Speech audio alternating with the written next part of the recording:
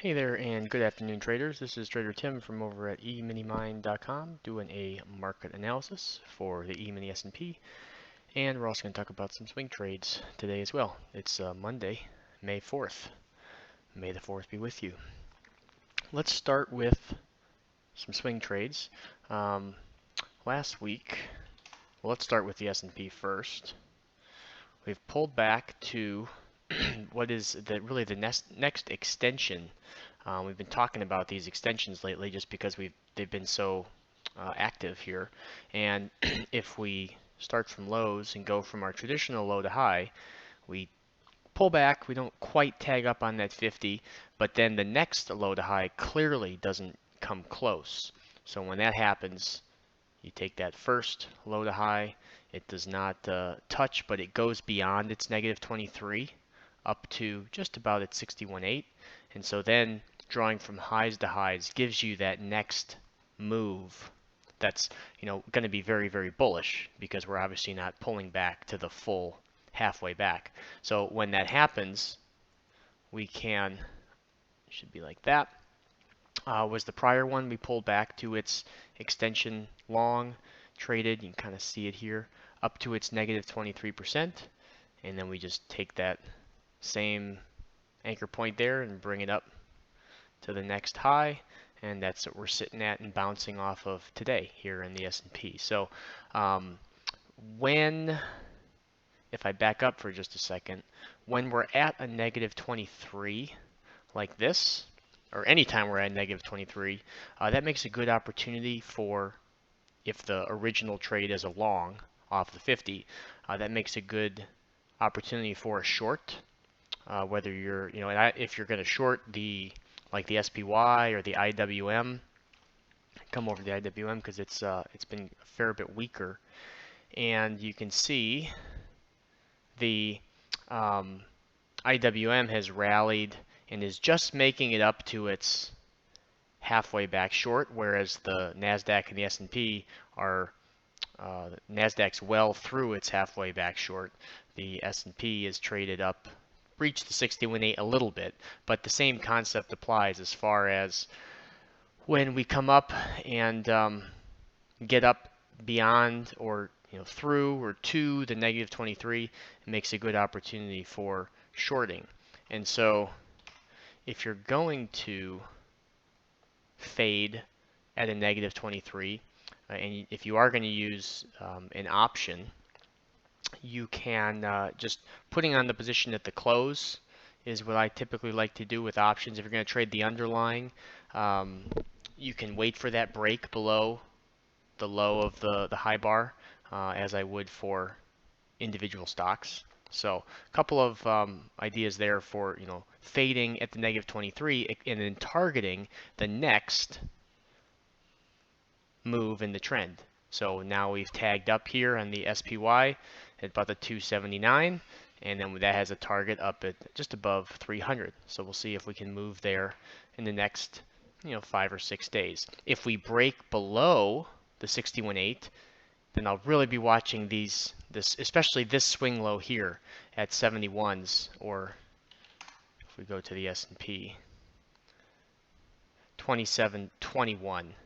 And if we can break below that, then I would draw up a short on the daily and look to sell at that 50%. So option or idea for the long move here, and then the short side as well. So that's kind of the upside plan and then the downside plan. And we may get a little bit of both.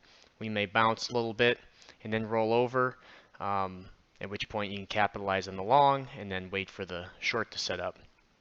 Now, with swing trading individual stocks, the bigger names work pretty well for these fib retracements. So like your Teslas, so Tesla is currently sitting in a similar extension that we have on the S&P. But if I go back to like the swing high here and pull to lows, you can see the market trades at the 50, sells off to the negative 23, and goes even beyond that to the negative 61.8. And then at that point, drawing up an extension and seeing, okay, we get a reaction initially right here, cleanly at the the extension, and then it breaks at 61.8. So then we can delete that and go in the other direction. Draw up the long. The long traded at its 50 to and then through the negative 23, and then we can set up an extension long.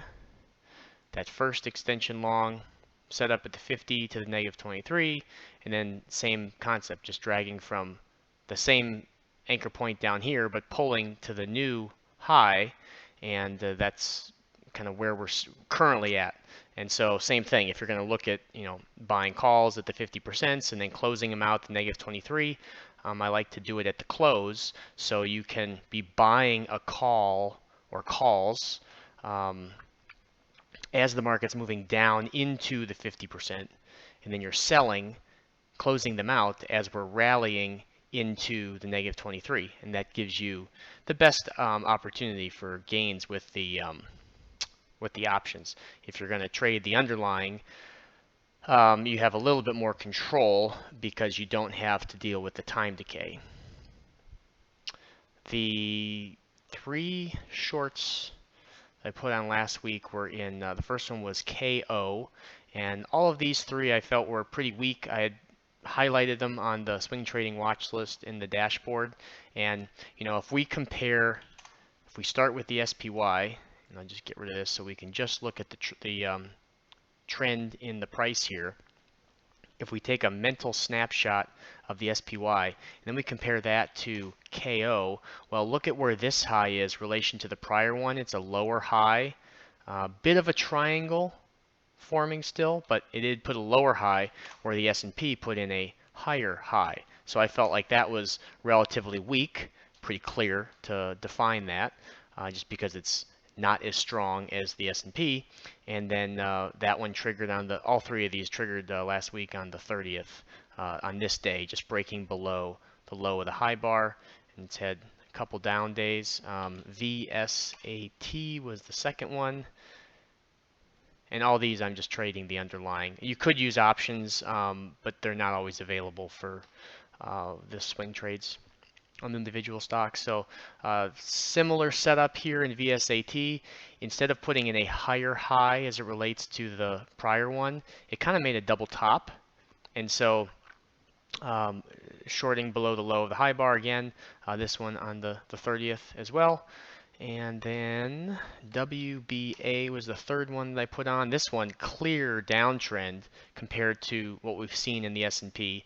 And so this one, again, lower high as it relates to the prior high. All of these are through their earnings, so you don't have to worry about getting caught up in a brand new trade and then have an earnings announcement come out. And so same thing. We had a little bit of a gap up on the 30th, and then it sold off. One of these broke the low in the first 15 minutes. And so what I like to do is wait 15 minutes and then put my order in. And if, let's say on this one, if you intend to go short at 43.99 and in the first 15 minutes we break that price, you can either just place the trade in the first 15 minutes, or what I like to do is just put my order below that first 15-minute bar, just in case we move down and then for some reason we rip through the rest of the day and we kind of do a little fake out. It keeps you from getting in the trade and then potentially getting stopped out. And then this one too, moving down. And all 3 of these, I just take half the position and put my stop above. The market's not completely closed yet, but above today's high once we close. So let's shift now to the S&P and pull up my log. All right. So today and Friday were kind of finicky days, I would call them here in the ES. The first, at the open today, we gapped down. We had a bit of a move down, and it took us right to that extension long. If I go to the daily chart, we can see it again here on the ES. Just a high from the 26th of March to the high of the 29th of April. And that's where we pulled back to this morning. So you really don't want to fight a daily level. Let me go back to the daily chart once more. The other thing about where we're sitting, if we go highs to lows, we're kind of right on top of that 50% short as well, right at the 50. Um, so the long and the short are just about the same price. So I think that plays in a lot to the traders who are trying to, get some swing trades going in both directions. You've got one setting up daily extension long and then one daily short. But if we're going to go with the extension at this point, when we traded down close to the 86.50, you don't want to be shorting at a daily long or going long at a daily short. So that can kind of help keep you out of a larger short on like a 5 or 15-minute chart that's right around a daily level. So really the first bigger pullback or first pullback that was playable today was at about an hour into the day.